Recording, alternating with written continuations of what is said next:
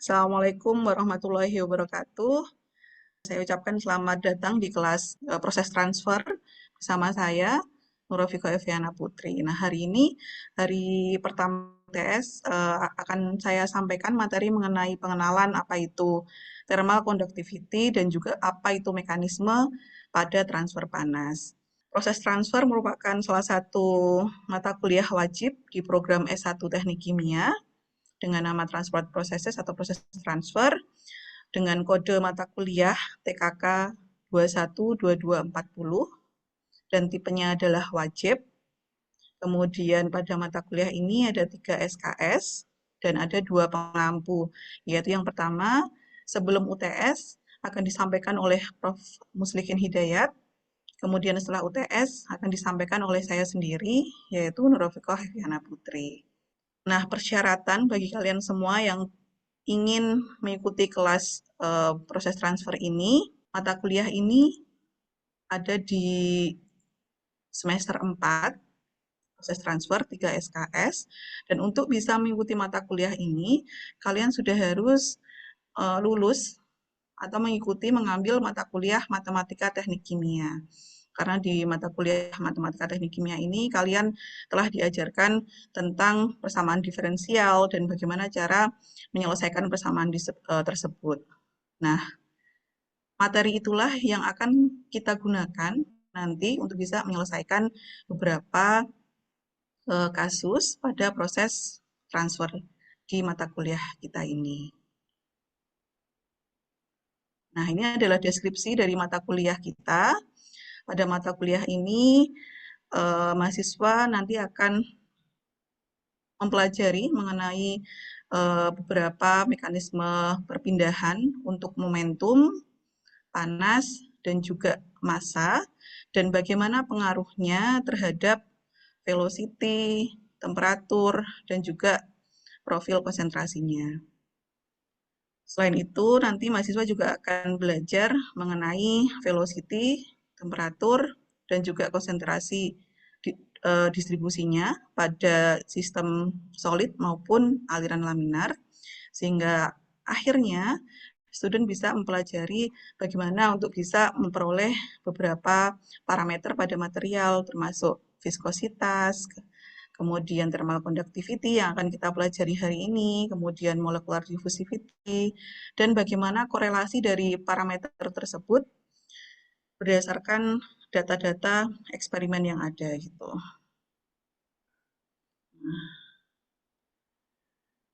Setelah menyelesaikan mata kuliah ini, diharapkan mahasiswa dapat mencapai 4 learning outcomes atau capaian pembelajaran mata kuliah ini.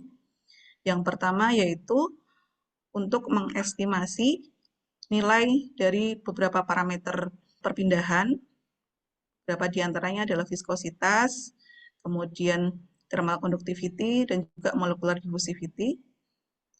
Viskositas ini nanti kaitannya dengan transfer momentum, kemudian thermal conductivity ini nanti kaitannya dengan transfer panas, kemudian molecular diffusivity ini nanti kaitannya dengan transfer massa. Oke, kemudian yang kedua, learning outcome yang kedua yaitu untuk bisa mendevelop persamaan, membuat persamaan yang menunjukkan momentum, heat, maupun transfer panas berdasarkan dari konsep elemen volume. Nah, konsep elemen volume inilah juga yang sudah kalian pelajari pada mata kuliah Matematika Teknik Kimia sebelumnya sebagai prasyarat untuk mengikuti mata kuliah ini. Dan setelah kalian mendevelop persamaan tersebut, bagaimana kalian bisa membuat korelasi yang lebih sederhana dari persamaan tersebut. Kemudian yang ketiga yaitu untuk menganalisis permasalahan dari aliran two-dimensional, ini pengenalan saja nanti. Kemudian yang terakhir, yang keempat, yaitu untuk menganalisis tadi momentum, heat, dan mass transfer yang melibatkan 2 atau lebih variabel. Jadi terkadang banyak kasus di mana perubahan atau distribusi momentum panas maupun massa ini dia melibatkan lebih dari 2 variabel, termasuk ketika kondisinya adalah unsteady. Nah, untuk bisa mencapai 4 learning outcome itu, kita telah mempersiapkan outline perkuliahan per minggunya. Jadi ini untuk yang sebelum UTS, nanti di pertemuan pertama topiknya mengenai pengenalan transport fenomena di teknik kimia, di chemical engineering, bagaimana mekanisme dari perpindahan momentum, panas maupun massa. Ini perkenalan ada di pertemuan pertama. Kemudian di pertemuan kedua sampai pertemuan ketujuh, nanti kita akan membahas tentang transport momentum. Nah, materi yang tercakup di transport atau perpindahan momentum ini ada tentang konsep dari viskositas, ini salah satu parameter yang akan kita pelajari di transfer proses ini, baik pada fluida Newtonian maupun non-Newtonian. Kemudian bagaimana metode yang digunakan untuk mengestimasi nilai viskositas tersebut. Kemudian kita juga akan menunjukkan pengenalan mengenai distribusi laminar velocity pada shallow momentum balance. Kemudian di pertemuan minggu ketiga akan kita tunjukkan beberapa kasus mengenai distribusi velocity di aliran laminar, kemudian profil velocity pada fluida non-Newtonian. Kemudian selanjutnya di pertemuan keempat akan kita gunakan equation of change. Ini generalized equation of change ini akan banyak kita gunakan di proses transfer ini. Nah, di pertemuan keempat akan kita gunakan equation of change untuk sistem isothermal. Kemudian pertemuan di minggu kelima akan ada kasus mengenai aplikasi dari penggunaan generalized equation of change ini. Kemudian minggu ke-6 akan ada tadi untuk mencapai learning outcome yang keempat akan kita perkenalkan profil dari velocity dengan melibatkan lebih dari satu variabel yang terlibat, more than one independent variables di sini. Kemudian juga akan diperkenalkan mengenai computational fluid dynamics atau numerical methods untuk menyelesaikan equation tersebut. Kemudian di pertemuan terakhir akan kita bahas mengenai interface momentum transfer. Ini pertemuan terakhir sebelum meet dan juga summary dari materi mengenai transport momentum. Kemudian minggu ke-8 dan ke-9 akan ada UTS. Itu adalah rencana perkuliahan sebelum meet yang sebagian besar membahas mengenai transport momentum. Kemudian setelah meet akan ada dua proses perpindahan yang akan kita bahas, yaitu heat transfer dan juga mass transfer. Untuk heat transfer yang akan kita bahas hari ini, pada pertemuan ke-10 hari ini, yaitu perkenalan mengenai thermal conductivity dan juga mengenai mekanisme transfer panas. Kemudian minggu depan selanjutnya akan kita tunjukkan beberapa kasus profil temperatur pada solid, pada tan, dan juga pada aliran laminar. Kemudian juga akan kita gunakan equation of change untuk sistem non-isothermal dan aplikasinya. Kemudian setelah itu, pada pertemuan ke-12, kita masih membahas transfer panas di sini, profil temperatur atau suhu yang melibatkan lebih dari satu independent variable untuk kasus-kasus yang unsteady. Kemudian kita kenalkan juga mengenai interface heat transfer. Tadi selain konduksi, ada juga transfer panas interfasa di situ. Kemudian selanjutnya pada pertemuan ke-13 ini, baru kita akan mulai masuk materi mengenai transfer massa. Nah, transfer massa sebagian besar yang akan kita bahas adalah tentang difusi. Jadi pertemuan pada minggu ke-13 ini mengenai pengenalan apa itu transfer massa, memperkenalkan difusi, dan juga parameter molekular diffusivity di sini. Kemudian bagaimana profil konsentrasi pada padatan, dan juga pada aliran laminar. Kemudian pertemuan ke-14 ini akan kita gunakan equation of change, tadi generalized equation of change untuk sistem multi komponen dan aplikasinya. Kemudian sama di pertemuan ke-15 juga ada transfer massa interfasa di situ. Dan di pertemuan terakhir sebelum UAS akan kita perkenalkan analogi dari momentum, heat, dan mass transfer. Dan summary atau rangkuman dari materi setelah meet ini mengenai transfer panas dan juga transfer massa. Kemudian di minggu selanjutnya, 2 minggu terakhir adalah UAS atau final exam. Nah, ini adalah rencana perkuliahan kita untuk proses transfer ini, dan sebagai bahan materinya, salah satu textbook yang paling banyak kita gunakan yaitu textbook dari Bird yang berjudul Transport Phenomena, tersedia juga di perpustakaan kita. Namun tentu saja tidak terbatas pada textbook ini, kita bisa menggunakan beberapa referensi lain yang lebih up to date. Contohnya ini dari Kin Koplis ini tentang transport processes juga dan spiration process principles. Kemudian juga dari Welty ini. Nah, selain textbook ini, materi perkuliahan dari saya dan juga Pak Muslihin di proses transfer ini bisa kalian dapatkan di link Google Drive yang kami share di grup WhatsApp kita. Nah, jadi semua materi perkuliahan ada di situ dan akan diupdate secara jika ada perubahan, dan juga nanti setiap kali ada tugas juga akan kami share di grup WhatsApp ini. Jadi, nah, untuk bisa mencapai 4 learning outcome ini yang masing-masing berkorelasi dengan program outcomes kita. Jadi setelah lulus dari program studi S1 Teknik Kimia ini, harapannya kalian memiliki 10 program outcomes ini yang bisa dicapai dari 4 learning outcomes pada mata kuliah proses transfer. Nah, untuk bisa mencapai itu, learning strategis atau proses pembelajaran yang akan kita gunakan untuk metode penyampaiannya dengan perkuliahan, dengan saya menyampaikan materi lecture di kelas, kemudian juga dengan diskusi tugas atau PR. Jadi sebagai tugas, nanti akan saya berikan beberapa PR, dan juga tadi tentunya ada UTS dan UAS, exam, dan juga ada kuis juga gitu. Jadi nanti ketika kalian mengerjakan PR di rumah, di kelas pun juga akan kita diskusikan PR tersebut. Nah, ini dengan adanya strategi ini, tidak hanya materi dari saya, tapi kalian juga bisa ikut aktif untuk mempelajari materi terutama tentang proses transfer ini. Nah, untuk asesmennya, untuk penilaiannya, nanti masing-masing poin ini memiliki persentase berbeda. Untuk UTS 40%, kemudian UAS juga 40%, sementara PR dan kuis adalah 20%.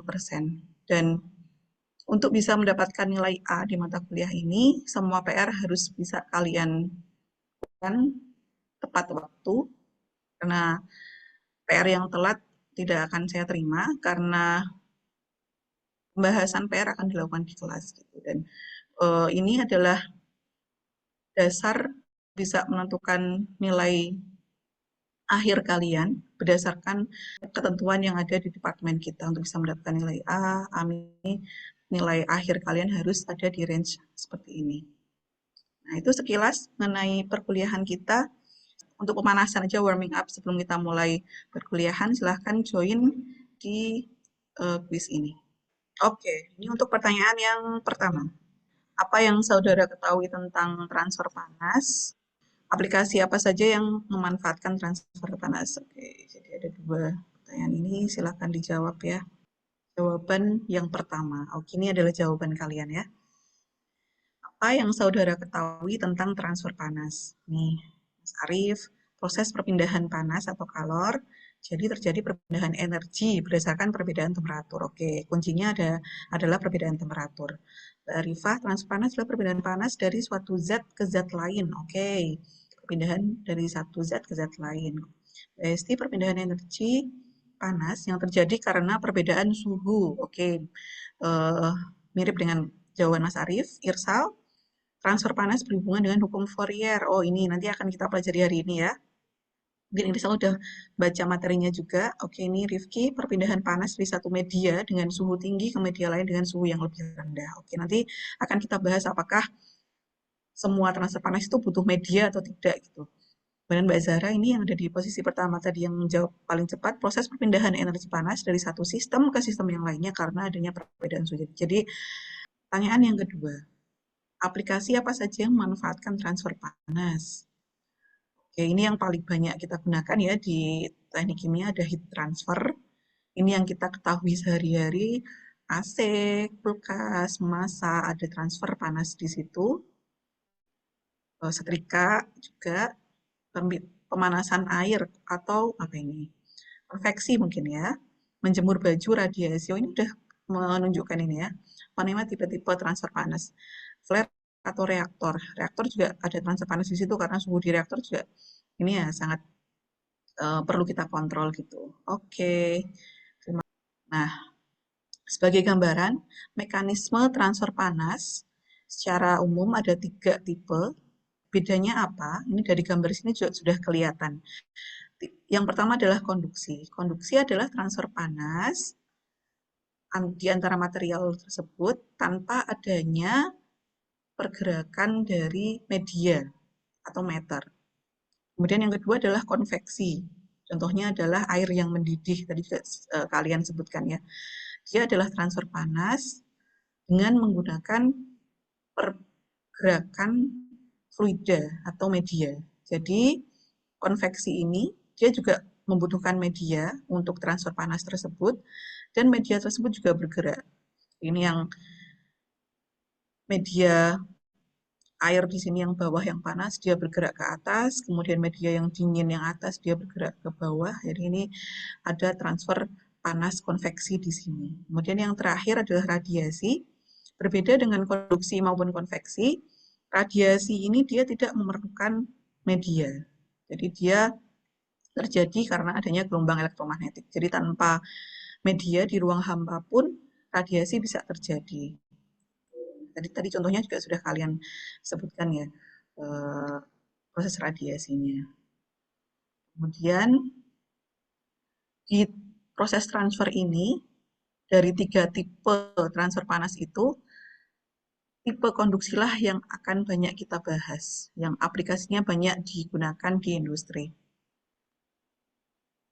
Dan untuk tipe konduksi ini telah didekati dengan hukum Fourier, tadi sudah disebutkan juga oleh Irsal ya, atau energi molekular energy transport. Nah, ini di textbook kita Bird untuk menggambarkan apa yang terjadi di transfer panas konduksi ini, Fourier telah merumuskan percobaan seperti pada gambar. Jadi saat mula-mula ada solid slab ini dengan suhu seragam sebesar T0 dan jaraknya ini sebesar Y besar ini ya. Nah, pada suatu waktu tertentu, pada satu waktu tertentu, saat T sama dengan 0, plate yang bagian bawah dinaikkan suhunya menjadi T1. Jadi T1 lebih besar dari T0. Karena plate yang bawah suhunya naik, maka seiring dengan berjalannya waktu, panas akan bergerak.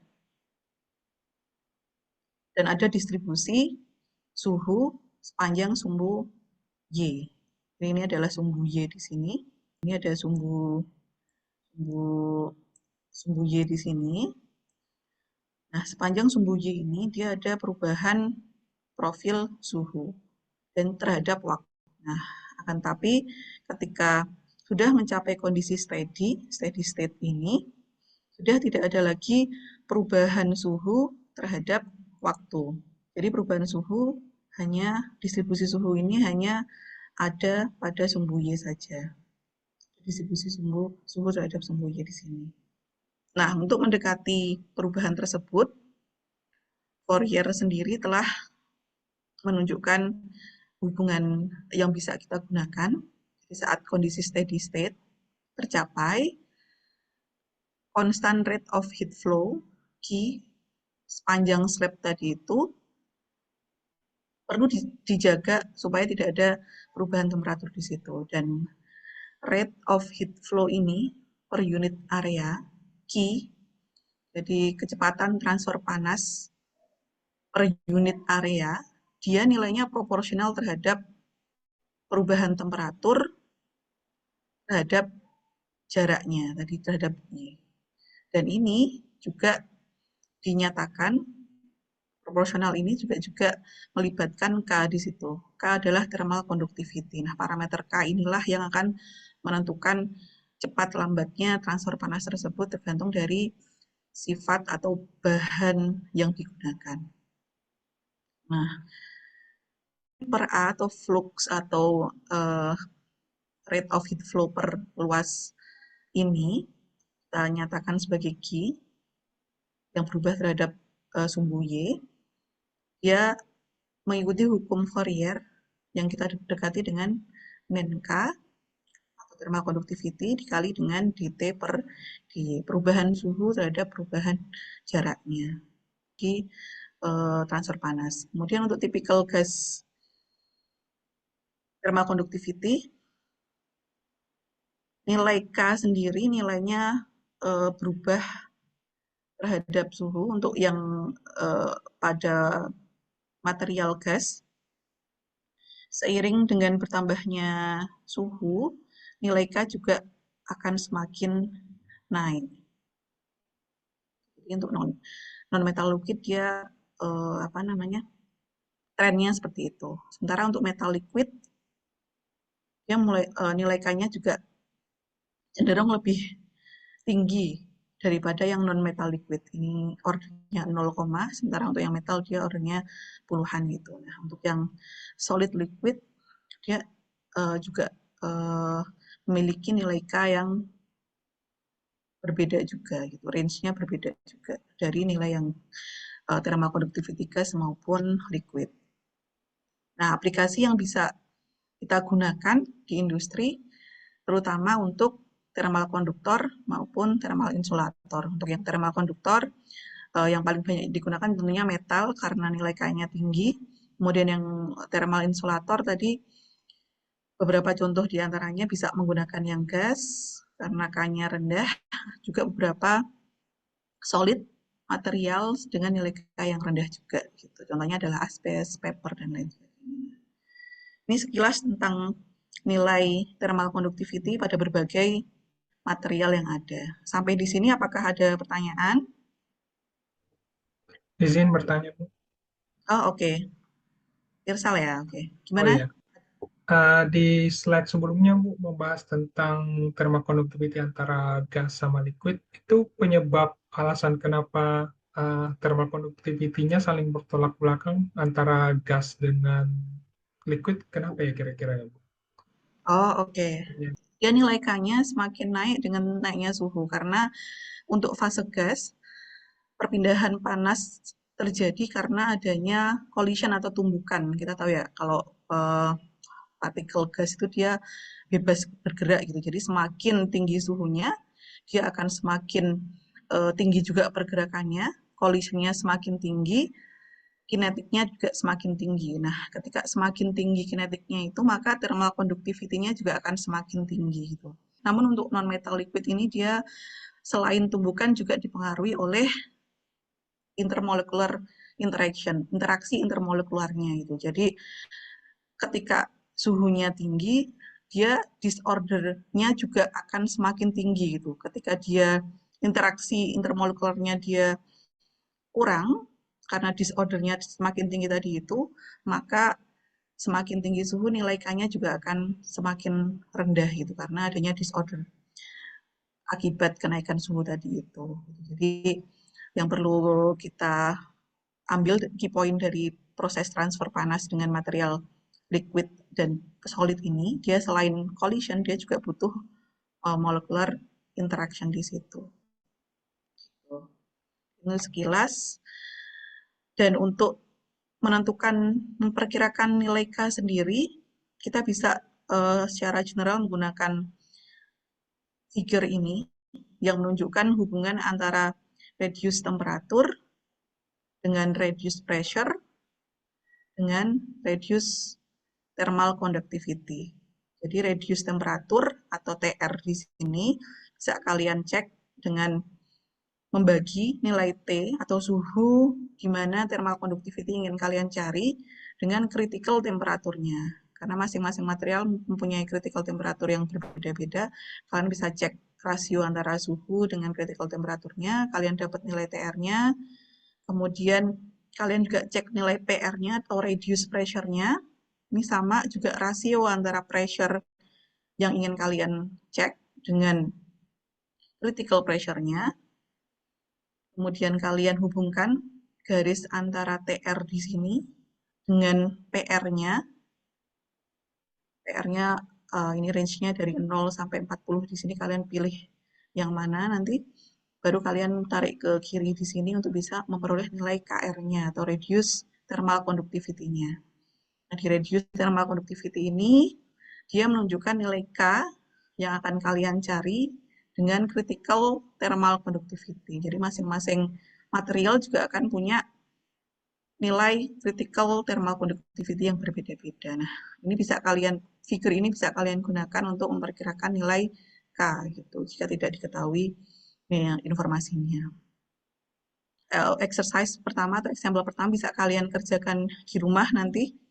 Nah, dengan menggunakan corresponding state theory, perkirakanlah nilai Kc atau critical thermal conductivity CO2. Nilai Kc di sini bisa kalian peroleh. Nilai K-nya diketahui, nah kalian perlu cari nilai KR-nya. Nilai KR kalian ketahui tadi dari nilai hubungan antara TR dan PR-nya. Kemudian yang B, thermal conductivity CO2 pada suhu 400 Kelvin dan tekanan 3 atm. Ini juga bisa kalian cari untuk bisa menjadi tugas kalian di rumah nanti ya. Selanjutnya untuk sebelum kita akhiri pertemuan hari ini ada pertanyaan dari saya mengenai apa yang sudah kita bahas hari ini tentang mekanisme transfer panas dan juga perkiraan nilai K. Pertanyaannya adalah, apa perbedaan dari tren nilai thermal conductivity antara material gas, liquid, dan solid? Tadi setelah lihat beberapa penjelasan tadi, apakah ada yang bisa mengetahui jawaban dari pertanyaan ini? Ada yang mau jawab? Oke, ini. Mungkin saya ingin menjawab ya, Ibu. Oke, Mas Arief, silakan Mas. Gimana, Kalau Mas? dari paparan yang tadi itu untuk nilai thermal conductivity dari zat padat itu range-nya sangat bervariatif ya, Ibu. Range-nya itu sangat luas gitu. Kemudian untuk hubungannya dengan temperatur pun itu juga naik gitu. Kemudian kalau untuk gas dan liquid relatif lebih kecil untuk range-nya dari yang solid tadi. Karena kalau yang di solid tadi itu seperti dry sand itu sangat kecil. Bahkan untuk metal itu sangat besar karena dia makin baik untuk mentransfer panasnya gitu. Kalau liquid itu cenderung lebih stabil jika suhunya pun naik. Kalau gas, suhu naik itu thermal conductivity-nya juga naik. Karena kan gas itu partikelnya sangat bebas. Jadi saat suhu naik itu pergerakan molekulnya juga sangat lebih cepat. Oke, ya tepat sekali Mas Arief. Terima kasih jawabannya dan itu sangat menjawab ya tadi dengan pertanyaan mengenai tren nilai K pada 3 material ini. Ada pertanyaan untuk sebelum saya akhiri pertemuan hari ini?